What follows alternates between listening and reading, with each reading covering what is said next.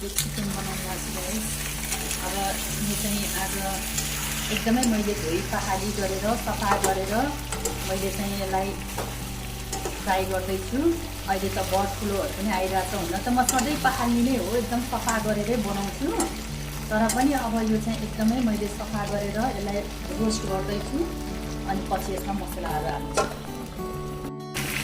अब यो प्याजलाई पनि हल्का एकछिन फ्राई गर्नुपर्छ। एकछिन प्याजलाई पनि फ्राई गरिसकेपछि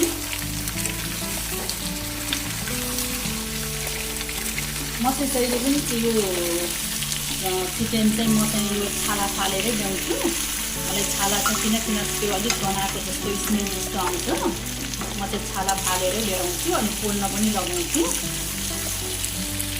अनि एकछिन फेरि यो एकछिन प्याजलाई चाहिँ हल्का रेड जस्तो हुन दिने।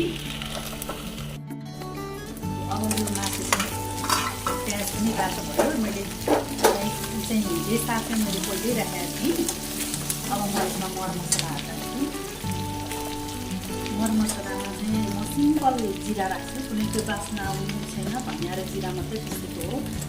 त्यो बास्ना आउने म त्यही राख्दिनँ। एउटा तेजपत्ता भए यो रेड चिल्ली पाउडर अलिकति यसमा यो खोर्सानी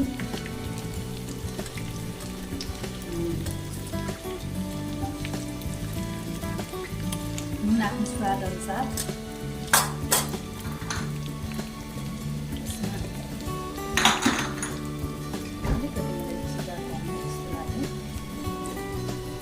मैले चाहिँ अब त्यसपछि चाहिँ टमाटरको अनि यो लसुन अदुवाको पेस्ट म चाहिँ कहिले पनि टमाटर त्यत्तिकै माथिबाट हाल्दिनँ। किनकि मेरो बच्चालाई पनि मन पर्दैन त्यस्तो अलि छानेर खान्छ। अनि हामीलाई पनि त्यति अब खाँदा खाँदा पानी लागेर होला कुनै कुनै तरकारीमा चाहिँ हाल्छु। तर प्रायः म पेस्टै बनाएर हाल्छु। त्यस्तो गर्दा खेर पनि गएन अनि स्वाद पनि भयो अनि ग्रेभी पनि एकदमै राम्रो हुँदो रहेछ। अनि म चाहिँ यो लसुन अदुवा र यो टमाटरको पेस्ट अब मेरो चाहिँ यति नै हो। अब यसमा म हल्का पानी हाल्छु अनि ग्रेभी बनाउँछु। हल्का पानी हालेर यसमा ग्रेभी बनाउँछु। यति नै हो, एकदमै सिम्पल। म चाहिँ त्यो मसलाहरू धेरै अनि त्यस पछाडि यो गरम मसलाहरू यस्तो म खासै युज गर्दिनँ। भए ठिकै छ, नभए पनि म फरक पर्दैन मलाई चाहिँ।